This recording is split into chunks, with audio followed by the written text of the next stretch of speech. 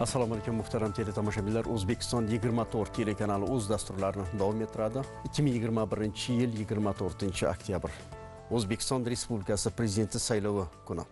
Ushbu mavzuga bag'ishlangan ko'rsatuvlarimizni efirga uzatishni davom ettiramiz. Suhbatdoshimiz Toshkent davlat yuridik universitetining o'qituvchisi Xurshid Botirov. Sizning faoliyatingiz ko'proq mana tadqiqotlar bilan bog'liq. Jumladan mana shu xalqaro saylov qonunchiligi bilan bog'liq kitob chop qilinganligi haqida studiyaga kelguncha ham suhbatlashdik. Siz bilan fikrlaringizni aytdingiz. Xalqaro qonunchilikda saylovning ochiq, shaffof, demokratik prinsiplar asosida o'tishi bevosita mahalliy va xorijiy xalqaro kuzatuvchilarning o'sha saylovlarda ishtirok etishi bilan bog'liq holatdan kelib chiqib bir vaziyatga baho beriladi. Bo'lib o'tishi kutilayotgan O'zbekiston Respublikasi prezidenti saylovida kuzatuvchilarning ishtiroki bilan bog'liq vaziyatni mana siz kuzatib boryapsiz, tahlil qilib boryapsiz.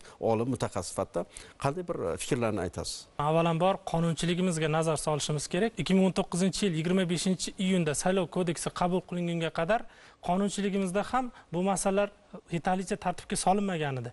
Lekin biz bugun xalqaro saylov standartlari asosida, xorijiy davlatlarning ilg'or tajribasi asosida yangi bir saylov kodeksini qabul qildik va ushbu saylov kodeksida xalqaro va mahalliy kuzatuvchilarning, saylov jarayonidagi kuzatuvchilarning barcha huquqlari, majburiyatlari aks etgan to'laligicha va bu ushbu majburiyatlar asosida va huquqlar asosida ularning asosiy maqsadi, kuzatuvchilarning saylov jarayonidagi asosiy maqsadi bu saylovlarda shaffoflik va oshkoralikni ta'minlash. Sababi inson huquqlari umumjahon deklaratsiyasida yozilganki, har bir millat, har bir shaxs haqqoniy va muntazam saylovlarda ishtirok etish huquqiga ega deyilgan va haqqoniy saylovlarni ta'minlash esa albatta bu kuzatuvchilarning missiyasi hisoblanadi. Shu sababli O'zbekiston oxirgi saylovlarga e'tibor qaratadigan bo'lsak, mahalliy kuzatuvchilarni ham va xorijiy kuzatuvchilarni ham saylovlarda keng quchoq ochib kutib olmoqda va ular ham O'zbekistonda oxirgi 5 yil ichida qilingan o'zgarishlarni ijobiy baholamoqda. Kuzatuvchilarning qiziqishi qanday bo'lyapti? Umuman xorijiy va xalqaro kuzatuvchilarni. Bilasizmi, bugungi O'zbekistonga bo'lgan qiziqish juda ham yuqori. Oxirgi saylovlarni qaraydigan bo'lsak ham 2019-yilda parlament saylovlarida 9 ta xalqaro tashkilot, 41 ta xorijiy mamlakatdan 825 nafar xalqaro kuzatuvchilar ishtirok etishdi. Yoki Yevropada xavfsizlik va hamkorlik tashkilotining demokratik institutlar va inson huquqlari byurosining to'liq tarkibdagi missiyasi qatnashdi. Agar bu yilgi saylovlarga ham nazar soladigan bo'lsak, O'zbekistondagi saylovlarni kuzatishga bo'lgan e'tibor, qiziqish juda ham yuqori. Buni biz ushbu Yevropada xavfsizlik va hamkorlik tashkilotining missiyasida, Shanxay hamkorlik tashkiloti, Islom hamkorlik tashkiloti, Mustaqil davlatlar hamdo'stligining saylovlar bo'yicha keladigan missiyalarida kuzatuvchilarning hozirdan turib O'zbekistonga borish istagi borligini yoki ancha oldindan O'zbekistondagi saylov jarayonini kuzatib borayotganligi bo'yicha berayotgan bayonotlaridan ham ko'rishimiz mumkin. O'zbekistondagi saylovlarga munosabatlar juda ham o'zgargan. Nimaga o'zgardi? Buni sababini to'xtaladigan bo'lsak, O'zbekiston har saylovdan saylovga ularning berayotgan asosli takliflarini inobatga olmoqda. O'z qonunchiligiga kiritib, implementatsiya qilib, o'sha qonunchilikda aks etmoqda. Bu ularni ham albatta e'tiborini tortadigan jihat. Biz har bir saylovdan keyin mavjud kamchiliklarni bartaraf etib boryapmiz. Bundan albatta bizning milliy qonunchiligimiz ham takomillashib, xalqaro standartlarga yaqinlashmoqda va bu jarayonda bizning shaffoflik, oshkoraligimiz ularni ham e'tiboriga tushmoqda. Shu sababli bu yilgi saylovlar oldingi yilgi saylovlardan ham ko'ra ko'proq kuzatiladi, yaxshi baho va natijalar ko'rsatadi deb o'ylayman. Kimlar mahalliy kuzatuvchilar bo'lishi mumkin? Qanday vakolatlar berilgan qonunchilikda? Qonunchiligimizda ushbu masalalarga oid normalar mavjud. Ushbu normalarni sharhlaydigan bo'lsak, kim siyosiy partiya a'zosi yoki ushbu siyosiy partiya tarafdori bo'lsa, siyosiy partiyalardan kuzatuvchi sifatida qatnashishi mumkin, mahalliy kuzatuvchi sifatida. Bundan tashqari o'z-o'zini boshqarish organlarining mansabdor shaxslari, rais va maslahatchilari ham mahalliy kuzatuvchi sifatida ro'yxatdan o'tishi mumkin. Ular belgilangan tartibda hujjatlarni va ushbu hujjatga tegishli ilovalarni taqdim etgandan so'ng 5 kun ichida okrug saylov komissiyalari tomonidan ularning hujjatlari ko'rib chiqiladi va barcha hujjatlar yetarli tarzda taqdim etilgan bo'lsa, ularga kuzatuvchi mandati beriladi va ushbu mandat doirasida ularning huquqlari ham ta'minlanadi. Endi xalqaro kuzatuvchilarga to'xtaladigan bo'lsak, saylov kampaniyasi boshlanishi bilanoq Markaziy saylov komissiyasi xalqaro saylov tashkilotlariga, xalqaro o'sha missiyalarga, xorijiy davlatlarga o'z taklifnomalarini yuboradi Tashqi ishlar vazirligi orqali. Shuningdek, Tashqi ishlar vazirligi va boshqa davlat organlari, idoralar, tadqiqot muassasalari ham o'zining taklifnomalarini yuborishi mumkin xorijiy mamlakatlarga. Bundan tashqari saylov jarayoniga qiziqish bildirgan xalqaro tashkilotlar yoki xorijiy davlatlar ham o'zlari bizning saylovlarda ishtirok etish istagi bilan chiqishlari mumkin. Tashqi ishlar vazirligiga bunda ham belgilangan tartib bo'yicha hujjatlar taqdim etiladi. Saylov boshlanishiga 10 kun qolgangacha taqdim etish mumkin. 5 kun ichida bu masala hujjatlar ko'rib chiqilgandan so'ng, agarda ularga mandatlar berilsa, Markaziy saylov komissiyasi saytida e'lon qilinadi va ushbu mandatni olishi bilanoq kuzatuvchining O'zbekistondagi saylovlarni kuzatish missiyasi boshlanadi va saylov natijalari e'lon qilingandan keyin yakuniga yetadi. Agarda O'zbekistondagi mahalliy kuzatuvchilar va xalqaro kuzatuvchilar takroriy saylov yoki takroriy ovoz berish o'tkazilsa, o'sha muddatga mandatlari uzaytiriladi. Endi ularning huquqlariga ham to'xtalishimiz kerak. Ularning nafaqat huquqlari, balki majburiyatlari va ular uchun taqiqlangan faoliyatlar ham bor. Ularning huquqlari: uchastka saylov komissiyasining majlislarida qatnashish va nomzod saylovchilar bilan uchrashuvlarda qatnashish. Shuningdek, uchastka saylov komissiyasining saylovga tayyorgarlik jarayonini kuzatish. Bu saylov kabinalari, saylov xonalarini tayyorlash, byulletenlarni tayyorlash, saylovga tayyorgarlik jarayoni barcha bosqichlarini ko'z ko'rishlari mumkin. Bundan tashqari oldindan ovoz berish jarayonini agar qatnashmoqchi bo'lsa, bu haqida ma'lum qilib oldindan ovoz berish jarayonini kuzatishlari mumkin. Saylov kunidagi barcha bosqichlarni kuzatishlari mumkin. O'sha kuzatishi faqat bu jarayonda boshqalarga xalaqit qilmasligi kerak. Saylov uchastkasi a'zolariga, saylovchilarga xalaqit qilmasligi kerak. O'sha saylov natijalarini hisoblab chiqish va bayonnomasini yozayotganda u jarayonni kuzatish, ovozlarni hisoblab chiqish jarayonida. Shuningdek, ulardan nusxalar olishi mumkin.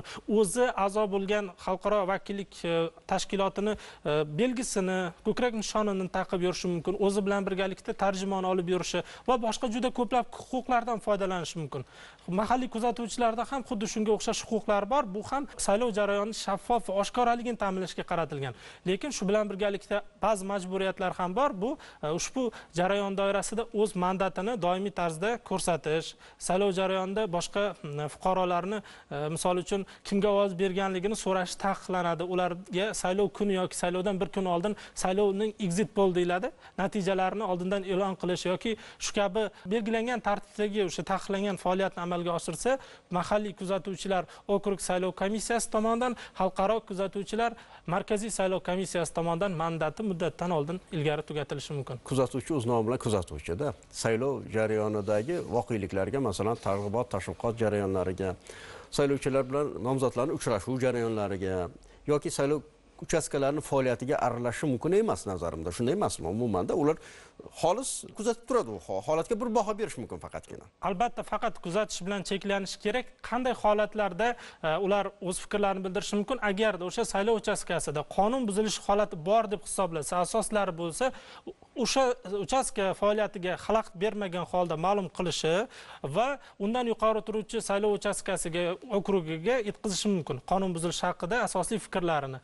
Lekin albatta mahalliy kuzatuvchilar ham va xorijiy kuzatuvchilarni ham yuborayotganda, albatta xorijiy davlatlar, xalqaro tashkilotlar ularning malakali ekanligiga, aynan shu sohada bilimga, tajribaga ega ekanligiga alohida e'tibor qaratishadi. Ular o'zining ish faoliyatida xolislikni, betaraflikni, professionallikni saqlab qolish kerak.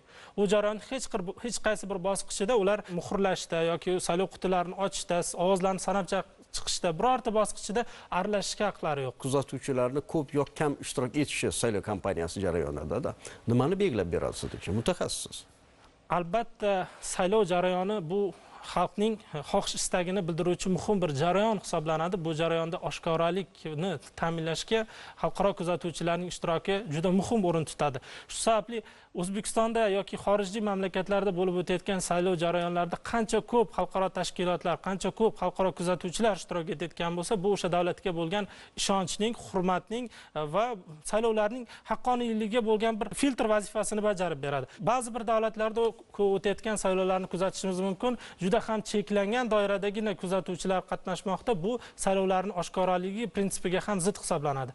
Agarda O'zbekistonga qancha ko'p saylov bo'yicha kuzatuvchilar tashrif buyursa, bu O'zbekistonning xalqaro imijiga, reytingiga ham juda ijobiy ta'sir etadi. Bu O'zbekistonga investorlarni jalb qilishga, O'zbekistonning xalqaro huquq doiralarida, xalqaro doiralarda yanada tan olishiga, faoliyatini legitimlashuviga xizmat qiladi. Shu sababli har bitta saylovdan keyin kuzatuvchilar bildirayotgan takliflarga va ba'zida e'tirozlarga ham biz yaxshi ijobiy qaraymiz. Misol uchun 2014-yildagi saylovlardan keyin oilaviy ovoz berishlar masalasi ular tomonidan aytilgan edi. Bu masala parlament saylovlarida oilaviy ovoz berish masalasi aytib o'tilgan edi, chek qo'yildi. Yoki ekologik harakat uchun ajratilgan 15 ta kvota Kopengagen hujjatiga, inson huquqlari bo'yicha Kopengagen hujjatining bandlariga zidligi sababli bu kvotalar bekor qilinib, ekologik partiya ham boshqa siyosiy partiyalar bilan teng ravishda saylovlarda qatnashmoqda va ularning ham huquqlari o'sha ko'paydi deyishimiz mumkin. Oldin 15 tagina cheklangan bo'lsa, endi undan ham ko'p ovoz to'plash imkoniyati paydo bo'ldi. Bundan tashqari, oxirgi saylovlardan keyin saylov kodeksining qabul qilinishi natijasida o'ta og'ir va og'ir jinoyat sodir etgan shaxslardan tashqari boshqa jazoni o'tash muassasasidagi fuqarolarga ham saylash huquqi berildi. Oldin ularning bu huquqi chegaralangan edi, lekin hozir mana har bir saylovdan keyin bitta ijobiy o'zgarish, natijalar bo'lmoqda. Shu sababli xalqaro kuzatuvchilarning missiyasi agar xolisona bo'ladigan bo'lsa, professional va malakali tarzda o'tkaziladigan bo'lsa, biz bunga to'liq imkoniyatlarni yaratib beramiz. Albatta bu xalqaro hamjamiyatning O'zbekiston bilan hamkorligi uchun, O'zbekistonning xalqaro doiralarda tan olinishi, O'zbekistonda ham demokratik institutlarning rivojlanishiga ijobiy hissa qo'shadi. Agarda xalqaro kuzatuvchilar saylovga oid bo'lmagan tadbirlarda qatnashmoqchi bo'lsa, bu masalada Markaziy saylov komissiyasi bilan oldindan kelishishlari kerak. Shifoxonalar, o'sha jazoni o'tash muassasalari harbiy qismlarga bormoqchi bo'lsa, 3 kun oldin ogohlantirish kerak, 3 kun oldin shu ma'lumot berishi va shundan so'nggina ruxsat beriladi ular faoliyatiga. Bunday joylarda ham o'sha saylovga tayyorgarlik jarayonini kuzatib borishga. Saylov jarayonida xalqaro kuzatuvchilarga video, audio, foto o'sha tasvirga olishga ruxsat beriladi. Faqat ushbu qismlar, harbiy qismlar jazoni o'tash muassasalaridan tashqari. Demak, ko'rinib turibdiki, har bitta jarayonda o'sha belgilangan tartib bor, qoida bor. Ushbu tartib qoidalarga xalqaro kuzatuvchilar ham, mahalliy kuzatuvchilar ham birdek amal qilishlari kerak bo'ladi. Ayniqsa ularning o'sha saylov jarayonida huquqlarini amalga oshirish bilan birga saylov jarayoniga bilmagan holda aralashib qo'yishi, o'z fikrini, munosabatini asoslamagan tarzda bildirishi bu ular uchun ham salbiy holat va bu bo'yicha Markaziy saylov komissiyasi agar ular faoliyati O'zbekiston Respublikasi konstitutsiyasiga, qonunlariga, saylov qonunchiligiga zid deb topadigan bo'lsa, ular faoliyatini va mandatini muddatdan oldin bekor qilishi mumkin bo'ladi. Sizning fikringiz, mana mutaxassis, ekspert, mana olimsiz, shu yuridik soha bo'yicha tadqiqot ishlarini olib borasiz, bevosita ko'proq mana saylov bilan, xalqaro saylov standartlari bilan bog'liq mana kitoblar chop qilinayotgan ekan, bevosita o'zingiz muallifligingizda.